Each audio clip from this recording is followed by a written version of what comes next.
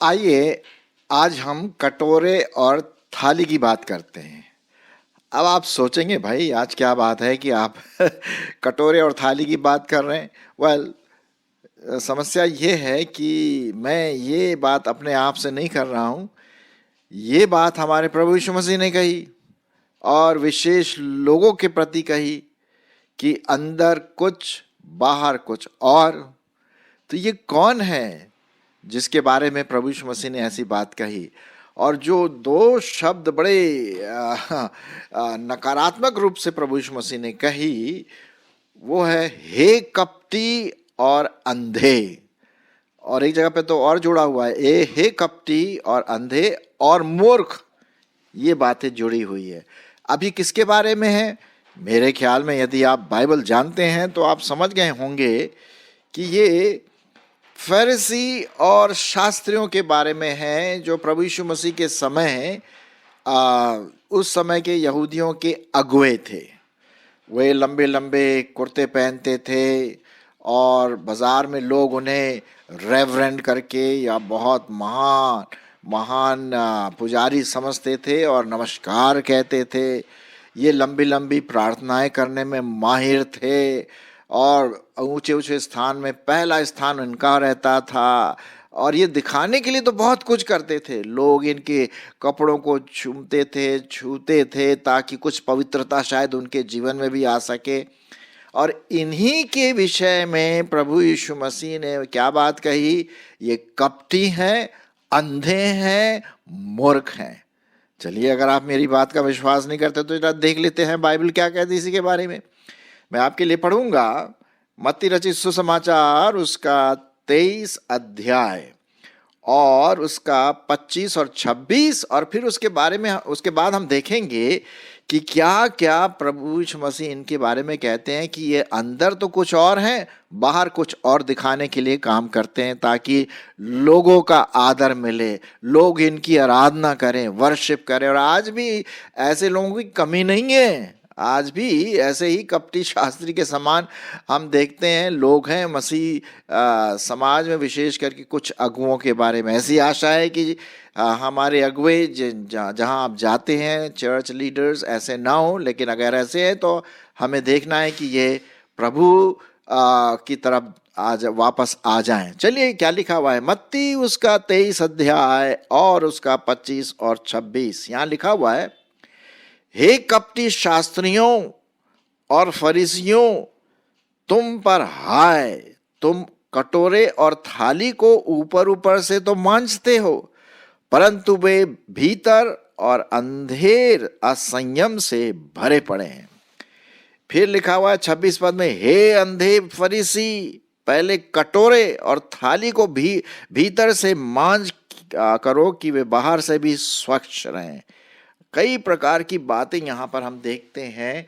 इन शास्त्रियों, फरीसियों और उस समय के आत्मिक जो अपने आप को बड़ा अगुवा समझते थे, लीडर समझते थे, उनके बारे में ये बात कहती। इसलिए नहीं कि वो अगुवे थे, इसलिए वो प्रभु यीशु मसीह उन्हें इस प्रकार की बात कहते हैं कपटी और अंधे, इसलिए कि वो बाहर से दिखाने के लिए कुछ और दिखाते हैं, अंदर से उनका जीवन बिल्कुल सड़ाहट से भरा पड़ा है। चलिए हम देख लेते हैं क्या प्रभु यीशु मसीह इनके बारे में कहते हैं। तो मैं कुछ पदों को मत्ती रचित सुसमाचार और उसके 23 अध्याय में कुछ पदों को मैं पढ़ूंगा। ठीक है, यहाँ पर लिखा हुआ है पहला पद, सुनिए क्या लिखा हुआ। मत्ती उसका 23 अध्याय और पहला पद, तब यीशु ने भीड़ से और अपने चेलों से कहा। क्या कहा? सुनिए, शास्त्री और फरीसी मूसा की गद्दी पर तो बैठे हैं, इसलिए वे तुमसे जो कुछ कहें वो तो करना और मानना, परंतु उनके जैसा काम मत करना, क्योंकि वे कहते तो हैं पर वे करते नहीं। क्या बात है, आप समझ रहे ना?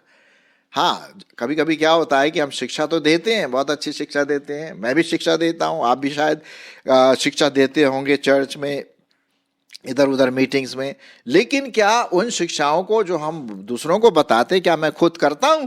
ये प्रश्न है, बड़ा भारी प्रश्न है। और यही बात शास्त्री और फरीसियों के विषय में प्रभु यीशु मसीह कहते हैं कि जो वो शिक्षा तुम्हें देते हैं ना वो करो तुम, हाँ, लेकिन जो वो उनको मानना, परंतु जैसा उनके समान काम मत करना, क्योंकि इनके काम अपनी शिक्षाओं से बिल्कुल विरोध में है, हाँ, क्योंकि वे कहते तो हैं पर करते नहीं। ये बात यहाँ पर हम देखते हैं। हाँ, कहना कुछ करना कुछ। कभी कभी हमारे कुछ लीडर्स, अगर अलग अलग समाज में कुछ लीडर्स होते हैं, बोलते अरे साहब ये कर देंगे वो कर देंगे, और जब लीडर बन जाते हैं, अगुवे बन जाते हैं, तो कहाँ की प्रॉमिस, कौन सा प्रॉमिस, अब तो वो सब भूल जाते हैं। हमें, आपको और मुझको ऐसा नहीं होना, और यही बात यहाँ पर प्रभु यीशु मसीह कहते हैं। ठीक है, चलिए आगे क्या लिखा हुआ है, 4 पद। वे एक ऐसे भारी बोझ को जिनको उठाना कठिन तो है, बांधकर उन्हें मनुष्यों के कंधों पर रखते हैं, परंतु आप उन्हें अपनी उंगली से भी सरकाना नहीं चाहते। देखिए, दूसरों पर तो बोझ डाल दिया, अरे ऐसा करना वैसा करना ये करना, और उसी चीज को, छोटी सी हल्की सी चीज को खुद वो नहीं कर पाते। फिर क्या लिखा हुआ है 6वें पद में, 5वें पद में, 5वें पद में हम पढ़ते हैं मत्ती 23:5। वे अपने सब काम लोगों को दिखाने के लिए करते हैं। किसके बारे में? फारिसी और सदूकी के बारे में। और वे अपनी तावीज़ों को चौड़े करते हैं और अपने वस्त्रों की झालरों को बढ़ाते हैं, ढीला वस्त्र पहनते हैं, ताकि लोग सोचे अरे साहब बड़ा भारी साधु है, बड़ा भारी अगुआ है, पास्टर है। आपने देखा होगा, तब तो बड़े ऐसे लगता नहीं कि कोई स्वर्गदूत जैसे आ रहा है। वैसे काम ये करते थे।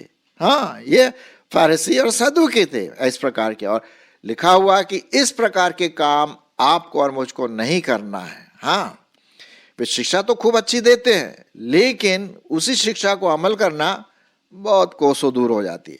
वे अपने सब काम लोगों दिखाने के लिए करते हैं, वे अपनी तावीज़ों को चौड़े करते हैं और अपने वस्त्रों की झालरों को भी बढ़ाते। फिर ये और क्या क्या लिखा हुआ जरा देख लेते हैं इनके बारे में। 6वां पद। भोज में मुख्य मुख्य जगहें और आराधनालयों में मुख्य मुख्य आसन, भोज में मुख्य मुख्य जगहें और आराधनालयों में मुख्य मुख्य आसन, और बाजारों में नमस्कार, और मनुष्यों में रब्बी कहलाना उन्हें क्या पड़ता है? बहुत भाता है, बहुत भाते वो इन चीज़ों को। लोग उनको नमस्कार करें, अरे साहब आइए सामने बैठिए, आप तो बड़े भारी महान अगुए हैं, हार पहनाओ, ये करो सबके सामने। जब वो सामने आते हैं तो लोग खड़े से हो जाते हैं, भैया कोई महान व्यक्ति जा रहा है। ऐसे ऐसे थे शास्त्री और फरीसी, और हमें इनके समान नहीं बनना है, ये तो बाइबल में लिखा हुआ है ना। और बाजारों में क्या? नमस्कार, और मनुष्यों में रब्बी, रेवरेंड साहब, रेवरेंड साहब आ गए, हाँ खड़े हो जाइए, ताली बजाइए। कभी कभी मुझे भी बहुत परेशानी सी हो जाती है जब लोग मेरे साथ ऐसा करते हैं, क्योंकि मुझे ये बात याद आती है, बाप रे बाप, मुझे बड़ा होशियार रहना है, हमें होशियार रहना है ना। फिर क्या लिखा हुआ है जरा आप देख लेते हैं। और यहाँ पर लिखा हुआ है 8वां पद। परंतु तुम रब्बी न कहलाना, क्योंकि तुम्हारा एक ही गुरु है और तुम सब क्या हो? भाई हो। क्या बात है! ये प्रभु यीशु मसीह ने कही। हम सब क्या हैं? हम में कोई ऊपर नीचे छोटा मोटा नहीं है, हम सब प्रभु यीशु मसीह में भाई बहन हैं, कोई एक दूसरे से बड़ा नहीं है। हम ये नहीं बोल रहे हैं कि हम जो अगुए हैं, पास्टर हैं, उनका आदर न दें। हम आदर करें, लेकिन इतना भी नहीं कि उन्हें भगवान समझ लें, उनको परमेश्वर समझ ले, है ना। कभी कभी इस प्रकार की बातें आती है तो बहुत मुश्किल हो जाता है? अगर हम ही सब ग्लोरी ले लें लोगों की, तो परमेश्वर हमें दंड देगा भाई। ये तो मेरे को भी बहुत भयंकर लगता है। मुझे होशियार रहना है, आपको होशियार रहना है। फिर क्या लिखा हुआ है आगे चल करके हम देखते हैं 13वां पद। ठीक है, 13वां पद, और भी कई चीज़ें, लेकिन हम आगे बढ़ेंगे। चलिए मैं 11 पद से पढ़ता हूं। जो तुम में बड़ा हो वह तुम्हारा सेवक बने, जो कोई अपने आप को बड़ा बनाएगा वो छोटा किया जाएगा, और जो कोई अपने आप को छोटा बनाएगा वो बड़ा किया जाएगा। ये तो भैया प्रभु यीशु मसीह की बातें हैं। फिर लिखा हुआ है ये शास्त्रियों और फरीसियों के बारे में, 13वां पद क्या लिखा हुआ है? हे कपटी शास्त्रियों और फरीसियों, तुम पर हाय, तुम मनुष्यों के विरोध में स्वर्ग के राज्य का द्वार बंद करते रहते हो, न तो आप ही प्रवेश करते हो और न उसमें प्रवेश करने वालों को प्रवेश करने देते हो। कितनी भयंकर बात है। खुद तो नरक में जा रहे हैं, दूसरों को भी नरक में ढकेल रहे हैं। कैसे नरक में जा रहे हैं? इसलिए कि जो शिक्षा वो देते हैं वो खुद तो नहीं करते हैं और वो मानते नहीं परमेश्वर का वचन। तो वही बात है। क्या लिखा हुआ है? स्वर्ग के राज्य का तुम द्वार बंद करते हो, है? तुम बहुत गलत आदर्श दूसरों के लिए हो। भाई तुम शिक्षा देते हो लेकिन तुम्हारा काम क्या आदर्श के समान है? नहीं है। तो उसी प्रकार से दूसरे जो तुमको फॉलो करते हैं फरीसी और सदूकियों, वो भी तुम्हारे समान जाएंगे।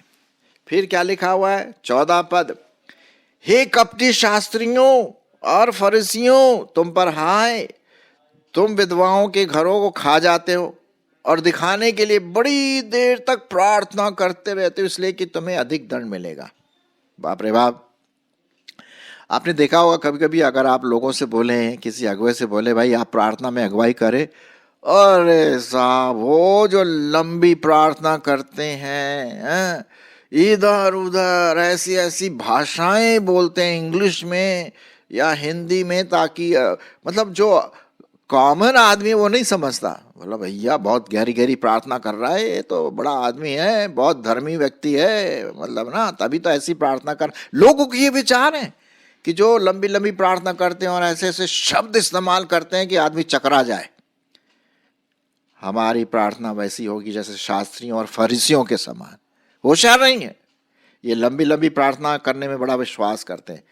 इन्हें ज्यादा दंड मिलेगा, हमें ज्यादा दंड मिलेगा, जो अगुवे हैं ना उनको ज्यादा दंड मिलेगा अगर हम उन बातों को नहीं करते हैं जो हम सिखाते हैं। और ये मेरे लिए भी लागू होता। मैं खुद जाता हूँ, प्रचार करता हूँ, मेरी तो यही प्रार्थना, प्रभु तू मुझे नम्र बना के रख, मेरी अगुवाई कर, मुझे छोटा ही अच्छा ठीक है, लोग ज्यादा मेरी प्रशंसा ना करें, कहीं ऐसा ना हो कि तेरी महिमा मुझे मिले, ऐसा ना हो, ऐसा ना हो, है ना। तो ये है 15वां पद में हमने देखा लंबी लंबी प्रार्थना है। फिर क्या लिखा हुआ है? 16वां पद यहां लिखा हुआ है, अभी तक तो हमने देखा कपटी शास्त्रियों और अंधे अगुओं, अब लिखा है मूर्खों। एक और शब्द प्रभु यीशु मसीह ने जोड़ दिए यहाँ पर, और वो हम पढ़ते हैं 16वां पद में पढ़ लेते, हे अंधे अगुओं, तुम पर हाय, जो कहते हो कि यदि कोई मंदिर की शपथ खाए तो कुछ नहीं, परंतु यदि कोई मंदिर के सोने की सौगंध खाए तो उससे बंध जाएगा। परमेश्वर के वचन के खिलाफ, बिल्कुल खिलाफ। फिर 17वें पद में क्या लिखा? हे मूर्खों। फिर वो शास्त्रियों और फरीसियों के बारे में, ये अगुवे जो हैं, आत्मिक अगुवे यहूदियों के, उनको क्या बोलते हैं? मूर्खों, कपटी, अंधों, मूर्खों। ये है इस लायक। अगर आज प्रभु यीशु मसीह वास्तविक रूप से, मतलब शारीरिक रूप से होते तो हमें क्या कहलाते, हमें क्या बोलते? पवित्र आत्मा आज हमारे बीच में है और वो हमारे विवेक से बात करते हैं। पवित्र आत्मा, हम कौन हैं, है ना। हे मूर्खों और अंधों, कौन बड़ा है, सोना या वह मंदिर जिससे सोना पवित्र होता है? हाँ, ये देखिए यहां पर परमेश्वर का वचन बहुत साफ रीति से लिखा हुआ है। हे अंधों, कौन बड़ा है, भेंट क्या, वेदी जिससे भेंट पवित्र की जाती है। तो ये बात यहां पर हम देखते हैं। फिर उसके बाद लिखा हुआ 23 पद में आपके लिए पढ़ देता हूं, हे कपटी शास्त्रियों और फरीसियों, तुम पर हाय, तुम पुदीने और सौंफ और जीरे का दशवांश तो देते हो, परंतु तुमने व्यवस्था की गंभीर बातें अर्थात न्याय, दया और विश्वास को छोड़ दिया है। चाहिए था कि इन्हें भी करते रहते और उन्हें भी ना छोड़ते।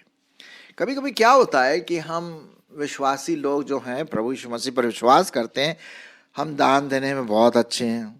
भाई पैसा है हमारे पास तो दान दे दिया, लोगों को बुला लिया अपने घर में क्योंकि पैसा है तो खूब अच्छा खाना पीना वगैरह लगाया, तो लोग मानते अरे साहब देखो कितना उसने पैसा खर्च किया, अरे वाह वाह वाह, देखो इसने पूरी बेंच चर्च में दे दी अपने पे। और अपने चर्च के ऊपर वो उसके ऊपर क्या लिखा हुआ है, बेंच के ऊपर, डोनेटेड बाय, ये उस व्यक्ति के द्वारा दिया गया है। अरे भाई किसका नाम आपको चाहिए, अपना नाम या प्रभु का? नहीं, ऐसी चीजें आपको छुप करके प्रभु के लिए देना है ताकि लोगों को पता ना पड़े। फिर क्या लिखा है, तुम ये सब करते तो, लेकिन दया कहाँ है? विश्वास कहाँ है? गंभीर बातें कहाँ हैं? गायब। ये सब लोग जो है फरीसी और सदूकी करते थे, और प्रभु यीशु मसीह इन्हीं के लिए बहुत वार्निंग देता है, चेतावनी देता है। आज हमारे लिए भी है, हमारे विश्वासी समूहों में, चर्चेज में, कहीं हम अपने अगुओं को, लीडरों को ज़्यादा, ज़रूरत से ज़्यादा सम्मान तो नहीं देते हैं, उनको परमेश्वर तो नहीं मानने लगे, इतना उनको आदर देते कि हम परमेश्वर को भूल जाते हैं। क्या मैं सही बोल रहा हूँ? कभी कभी ऐसा होता है। ये वो हैं जो बाहर से तो मांझते हैं, जैसा आपके सामने एक कटोरा दिख रहा है, बाहर से खूब चमचमाता हुआ, बाहर से बड़ा अच्छा दिख रहा, अंदर तो भैया गार्बेज है, गंदा है, वहां साफ सफाई नहीं है, मन गंदा है, शरीर साफ है, कपड़े साफ है, चमक रहे हैं, बोली वाह वाह वाह वाह, जब बोलते हैं तो बड़े ऐसा लगता है कि उनकी बोली बड़े नम्रता से भरी है, लेकिन अंदर क्रूरता से भरी रहती। सब जगह ऐसा नहीं है, लेकिन ज्यादातर हम देखते हैं ऐसा हो सकता है, विशेष करके जब घमंड हमारे जीवनों में आ जाता है ना। 23 पद हमने पढ़ा, फिर उसके बाद क्या लिखा हुआ, अब मैं आपके लिए पढ़ूंगा 27 पद भी पढ़ लेता हूँ। ओके, हाँ 26 तो हमने पढ़ा था, 25 और 26 पढ़ता हूँ। हे कपटी शास्त्रियों और फरीसियों, तुम पर हाय, तुम कटोरे और थाली को ऊपर ऊपर से तो मांजते हो, साफ करते हो, परंतु अंदर असंयम से भरे पड़े। हे अंधे फरीसी, अपने कटोरे और थाली को भीतर से मांज कि वे बाहर से भी स्वच्छ दिखे। हे कपटी शास्त्रियों और फरीसियों, तुम पर हाय, तुम चुनी हुई कब्रों के समान हो, चुना हुआ कब्र के समान हो, जो ऊपर से तो सुंदर दिखाई देता, परंतु भीतर मुर्दों की हड्डियां और सब प्रकार की मलिनता से भरी पड़ी है। बाप रे बाप, बहुत ही जबरदस्त यहाँ पर हम परमेश्वर के वचन में देखते हैं। इसी रीति से भी तुम ऊपर से मनुष्य को धर्मी दिखाई देते हो, परंतु भीतर कपट और अधर्म से भरे हो। ये उस समय के जो लीडर्स थे, अगुवे थे, उनके लिए, और आज भी हमारे लिए भी है। कहीं हमारे अगुवे, हमारे लीडर, हमारे पास्टर, हमारे बिशप इनमें तो नहीं है? मेरी ऐसी आशा है। अगर है तो हमें अपने पापों से पश्चाताप करना है और प्रभु के पास वापस आना है। कई प्रकार की बातें, कपटियों, तुम फरीसियों, तुम भविष्यद्वक्ताओं की कब्रों को संवारते हो और धर्मियों की कब्रें बनाते हो, और कई प्रकार की बातें। फिर लिखा हुआ, हे सांप के बच्चों, हे करे तो तुम नरक के दंड से कैसे बचोगे। बाप रे बाप। तो मेरे प्रियो, आइए, हमने बहुत कुछ परमेश्वर के वचन में देखा आज कि किस प्रकार से ये अगुवे अपने आप को धार्मिकता का रूप धारण किए हुए हैं। बाहर से वो बर्तन को साफ करते, जैसे ये आपके सामने कटोरा या लोटा जो दिख रहा है, बहुत साफ दिख रहा है, अंदर गंदा है, गंदगी से भरा है, मन कपट से, व्यभिचार से, बुरी वासना से, घमंड से भरा पड़ा। उसको साफ करने की जरूरत है, क्योंकि परमेश्वर बाहर से नहीं, मन को देखता है। मैं मन को जांचने वाला हूं, अंदर की बात वो चेक करता है। मैं इसी से संबंधित एक पद जरूर पढ़ देता हूं, यिर्मयाह उसका 17 अध्याय और उसका 10 पद। 17 अध्याय और 10 पद क्या लिखा हुआ, मैं यहोवा मन को खोजता और हृदय को जांचता हूं, ताकि प्रत्येक जन को उसकी चाल चलन के अनुसार, उसके कामों के अनुसार क्या दूं, फल दूं। आइए मेरे प्रियो, अगर हमारे जीवन में कुछ दिखावटी है, कुछ ऐसी बात है जो हम हमारे समझ में ये है कि यार इससे मेरी बड़ी प्रतिष्ठा होती है, लोग मुझे पहचानेंगे, मैं अच्छा शिक्षक हूँ, काउंसलर हूँ, बोलता हूँ, ये सब बाहर की बात है। अंदर से मैं कौन हूँ, आप कौन है? अगर परमेश्वर, अगर क्या आज पवित्र आत्मा अगर हमें चेक करे तो हम कहाँ पर हैं? क्या हम अंदर से साफ हैं?